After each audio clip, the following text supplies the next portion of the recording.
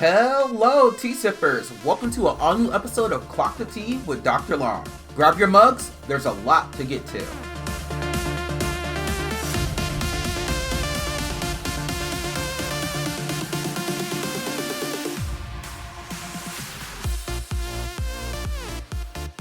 Hello, tea sippers, and welcome to a new episode of Clock the Tea with Dr. Long. This is your host, Mark Long, bringing it to you fresh every single week. And this week, we're going to focus on the beautiful state of Wisconsin and the governor's race. I want to get to know some of the candidates and put my money where my mouth is and start donating to some of these candidates in their position. And with the cost of living, I'm sure there's a lot they want to tell us. So let's get to know a few of them at a time. Take a listen. Francesca Hong, thanks for joining us. Happy to be here. For voters who don't know you, give us an introduction of who you are and why you're running for governor. I'm a state representative for the 76th district here in Madison. I am a proud single mom to my son George, and I'm a service industry worker. And so I owned a restaurant for 7 years and worked as a chef, and I still work as a bartender and line cook. And I'm running for governor because we are in a moment of crisis and chaos, but we're also in a movement moment. And as an organizer and as a working class candidate, I think that it's the right thing to do to fight alongside working class people who are demanding change. Sarah Rodriguez, thanks for joining us. Thank you so much for having me. So for voters who don't know who you are that well, tell us who you are and why you're running for governor. So I am the current lieutenant governor here in Wisconsin, but I have spent most of my career in healthcare. I'm actually a nurse by background, and I've worked in so many different roles within healthcare, whether it's night shifts in the ER all the way to being an executive within a healthcare system. And one of my roles as lieutenant governor is that I get to go to all 72 counties. And I have done that every single year that I have been lieutenant governor. And when I talk to people there, they're telling me the same thing, that they are doing everything right, but they're feeling squeezed. And whether that's accessible, affordable health care, cost of housing, cost of child care, we keep raising our taxes to pay for our public schools. I mean, these are the things that people are talking to me about, and these are the things that I would like to be able to address as governor.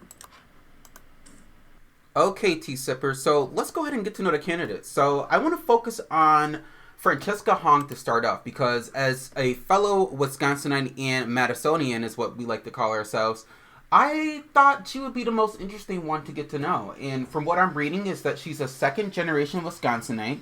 She's a mother, a community organizer, and she's also worked in the service industry world. So she has a lot of experience in terms of being a small business owner and being kind of aware of the gaps that exist in terms of what it means to operate a small business and what resources are currently available to employers here in the state. Now, just to back it up a little bit more about Hong, she is the daughter of hardworking immigrants who made their journey to the United States in the 1980s. And from what we learned in the PBS Wisconsin clip here is that Francesca Hong is running because she also wants to make sure that she honors the working class people and their families in regards to her commitment to creating social, racial, and economic justice and opportunities for those who are at risk. So with that said, we also know from the website from legalizewisconsin.gov, and it was, or legislationwisconsin.gov, excuse me, it's legis.wisconsin.gov/assembly/76/Hong/about. And here you can get to know the different representatives, and currently we know that's one of her positions.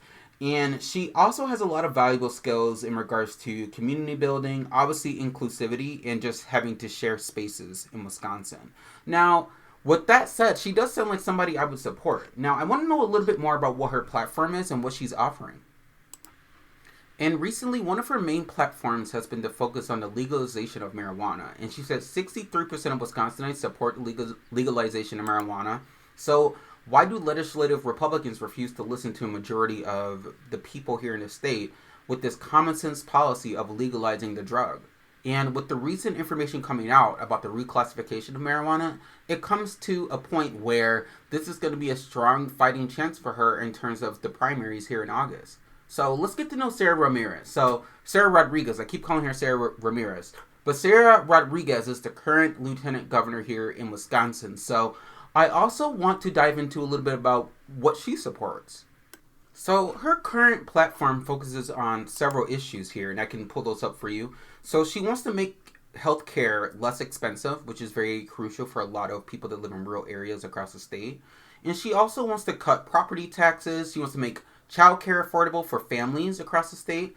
She also wants to make it possible to buy a home. Now, we know that this has been a huge issue, especially with the recent housing crisis in terms of the current percentage rates in terms of like getting a home and how it is for younger people who are coming out of college and they want to get a home and that kind of thing. And we know that that's just not plausible or possible at the moment. So that's a good issue to focus on.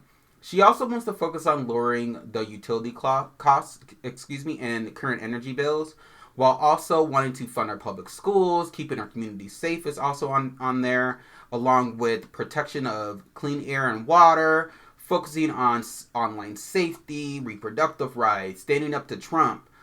She also wants to make AI work for Wisconsin workers, so that could look like a lot of different ways.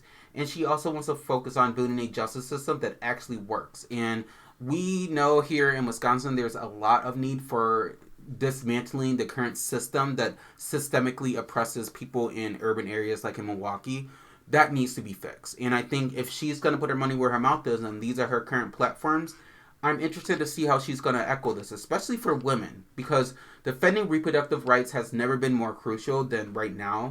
And on her website that says sarahforwisconsin.com, she talks a lot about how abortion is healthcare. And she also goes on to talk about the abortion ban and how that 1849 law shouldn't even be up for discussion. She also talked a lot about how protecting reproductive freedom in Wisconsin is important and how we must stand up to Trump and his cronies to basically win this fight and prioritize women. So both of these candidates have very strong platforms, and I'm very interested to learn more from them. Now, let's dive into two other candidates, Mandela Barnes and David Crowley. Take a listen. David Crowley, thanks for joining us. So happy to be here. Thank you for having me. So for voters who don't know you, give us the 30-second elevator pitch. Introduce yourself and why are you running? Well, I'm a husband. I'm a father. I'm the Milwaukee County executive and a lifelong Wisconsinite. And I was born and raised in the city of Milwaukee, and I know there's so much that our entire state has to offer. And so I'm running for governor because I believe in the state. I believe in its people. But more importantly, I know how to deliver results. And I know that there are a lot of people who are dealing with the affordability crisis. And, you know, there are many families who are getting less, even if they're making more money today. And so with life getting more expensive, with families getting streets, it doesn't mean that we can't help Wisconsinites out. And that's why I'm running for governor, to be a governor for all of us. Mandela Barnes, thanks for coming in. For sure. Thank you so much for having me. So for voters who may not be as familiar with you, introduce yourself and say, why are you running for governor? Absolutely. I'm Mandela Barnes, former lieutenant governor, former state rep, running for governor because we find ourselves in a critical moment here in the state of Wisconsin, all across the country, but Wisconsin has certainly been impacted. We see rising costs, which is no different from other states. But when people are having such a hard time to pay for groceries, to live in their homes, to be able to afford their utilities or even health care, we need leadership that's going to reject the status quo and actually get to work to solving our problems. And this is more than just about bold leadership to take on Donald Trump. We need bold leadership that's going to provide solutions. And I'm running because we need to provide real relief. And my time in the legislature, my time as lieutenant governor, has been focused on making life better for people across Wisconsin. It has been focused on improving quality of life. And that's why I'm ready to get to work to lower costs on the very first day. All right, T-Sippers, let's dive right in. So these are two black men running for governor in Wisconsin that I find very important for the cause, but also Francesca and Sarah Rodriguez are also two of my top candidates that I'm prioritizing. So let's focus on these two. So like many Wisconsinites, and this is from CrowleyForWisconsin.com, he indicated like many Wisconsinites, David Crowley wasn't fed by a silver spoon. You know, his dad was a electrician. I believe his mom worked in the service industry world.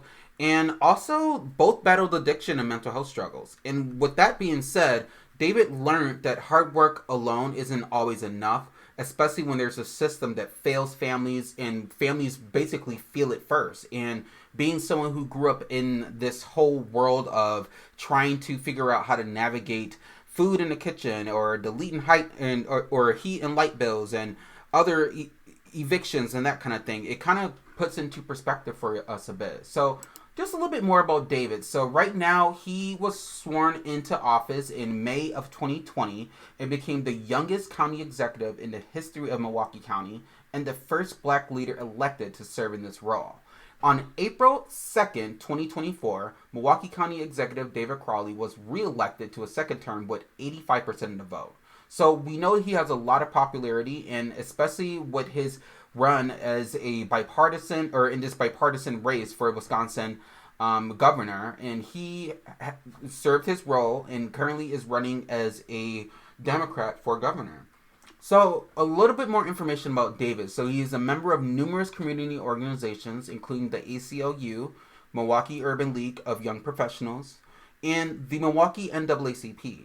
Currently, he serves as chair of the National Association of Counties, and he currently is a part of a working class family and attended Bayview High School and got his bachelor's degree from the University of Wisconsin-Milwaukee.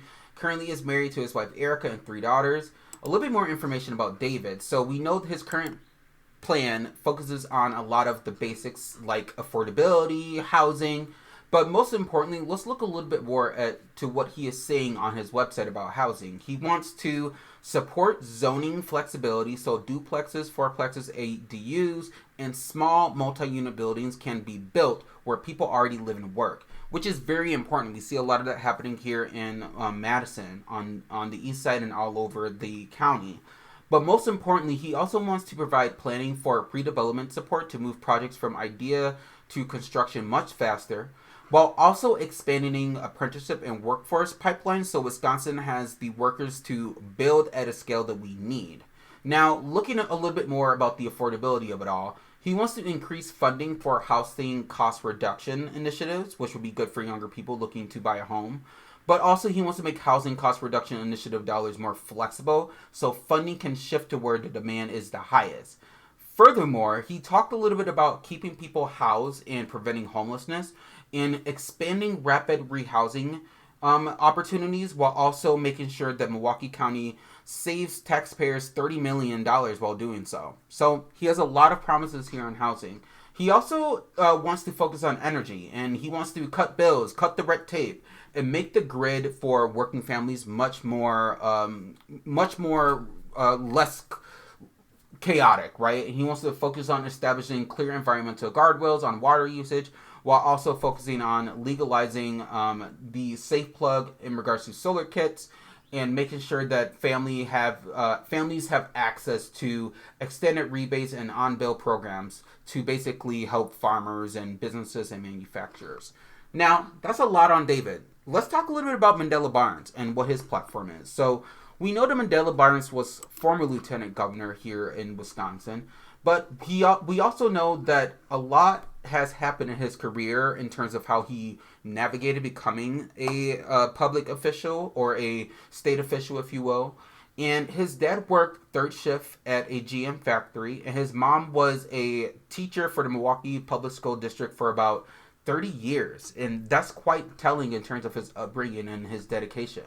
He wants to meet people in Wisconsin where they are. So Mandela wants to make sure that he's connected with farmers, that are being squeezed by the current tariffs. Now, we know that healthcare costs are currently rising as well, and too many families, especially farmers, are impacted by all of these different changes in the government in more ways than what we know. And while the constant stream of chaos continues to divide those here in Wisconsin in regards to their support for Donald Trump, we know that Wisconsinites, according to Mandela Barnes, are paying the cost at a huge devastation in regards to what Trump has in place. He also echoes on his website he wants to focus on how life should not be that challenging for people after college, and how in his own experience becoming a community organizer in his hometown allowed him to bring jobs to his neighbors, while also understanding the frustration by the lack of action from lawmakers that want to make this possible. And that's why he ran for office and became state representative at 27. Now, looking a little bit more of his background and his current endorsements, we know that right now Senator Adam Schiff endorses him, as well as the Green Bay mayor. We also know that Mandela Barnes has a lot of support from a lot of Dane County officials and board members here. Additionally, we see a lot of support coming his way also from the Madison School Board president, the Madison School Board members, and also Milwaukee School Board members and Racine Unified School District Board members as well. So a few other mentions here about who is also supporting him.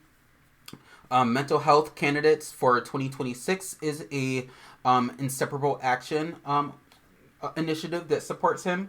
While also we have other organizations such as March On PAC and The Collective, which is a political action committee. So Mandela Barnes has the support, he has the volunteers, and he has the experience. And his record also shows that he is, obviously he demanded for the Joint Finance Committee funding to address Milwaukee's violence epidemic back in 2015. And with that, the Evers-Barnes administration invested $45 million in violence prevention programs, including an additional $8 million for Milwaukee. So the track record speaks for itself. And also in 2021, the Evers-Barnes administration announced a historic $110 million investment in public schools. So it just depends on what your priorities are and how you view your candidates. But these candidates are very strong and they have a lot of experience that they could bring to the table in terms of making change better in Wisconsin and making things go in the right direction for affordability and prioritizing those here in the state. All right, T-Sippers, shifting gears with spring break happening all month long and also going into parts of May with commencement coming up, we see there's a lot happening in regards to travel. Now, in regards to airports cancellations and all the different flights that are currently being postponed, it's due to the fuel. Yeah, the fuel prices are really, really up there due to everything that's happening with the war. But most importantly, this is very unexpected considering that the Trump administration ran on lowering costs. Take a listen to this.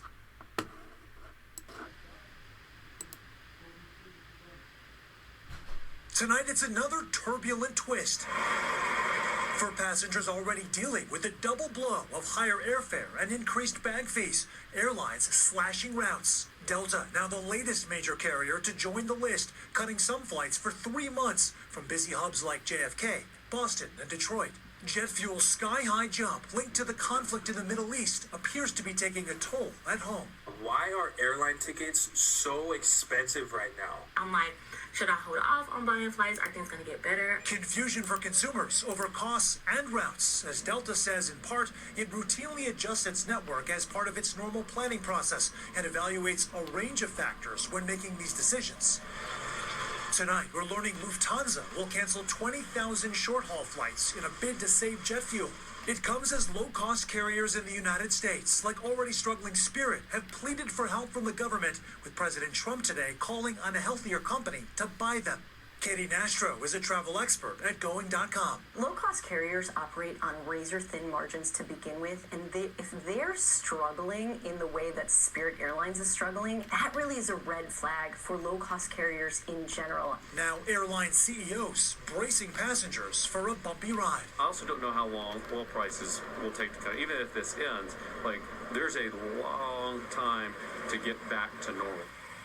All right, with that, Sam Brock joins us now live in studio. So, Sam, for our viewers out there, should they book right now? The answer is absolutely right now. Some people under this fallacy, Tom, if they wait a few weeks or months, the prices are going to come down. Obviously, in this environment, that's extremely unlikely. But if they do, most airlines will honor a rebooking without a fee or credit if it's not basic economy.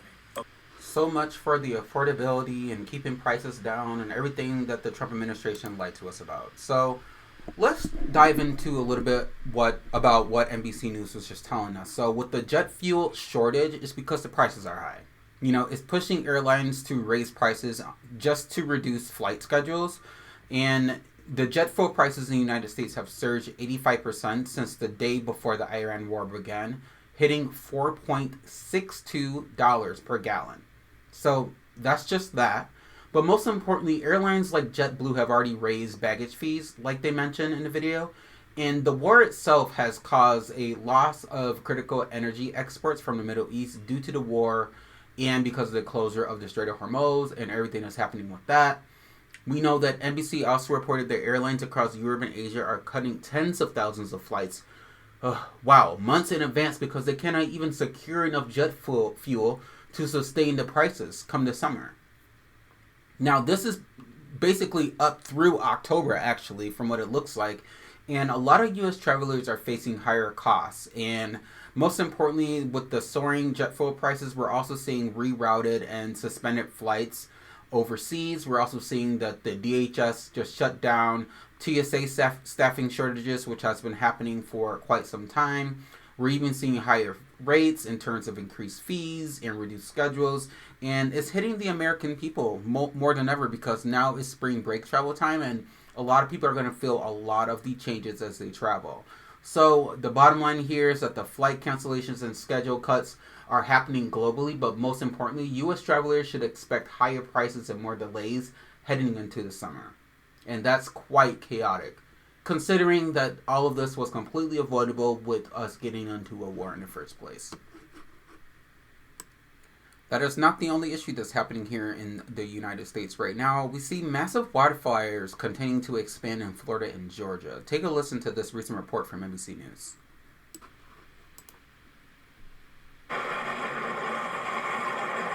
Tonight, firefighters on the front lines urgently racing to put out several blazes across the southeast. From the ground to the air. In Georgia, the fast-moving Brantley County fire forcing evacuations. School buses rushing to leave an elementary school with blackened, smoky skies nearby. All their stuff's gone.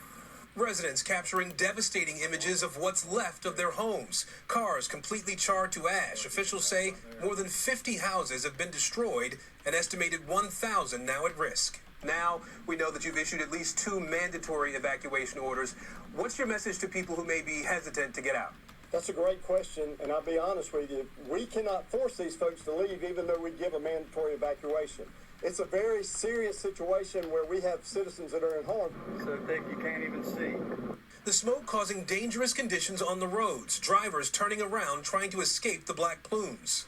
Officials here in Nehana have closed off several roads to keep people miles away from the fire zone, but you look up at the sky and you can see it's filled with that smoky haze.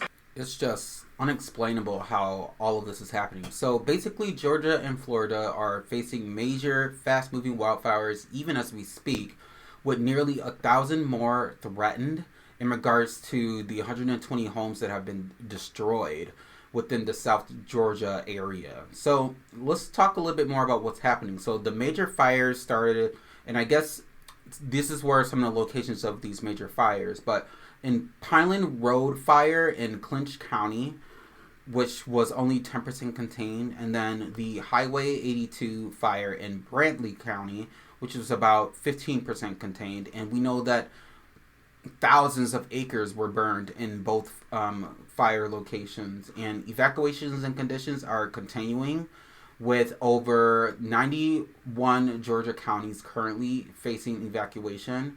And officials are also warning that the shifting winds could rapidly worsen these conditions. And we know that the drier climate down there is also something to consider. Now, over in Florida, we see that Cow Creek Fire is what one of them is called, and the Railroad Fire. So these are Clay and Putnam counties and Levi County.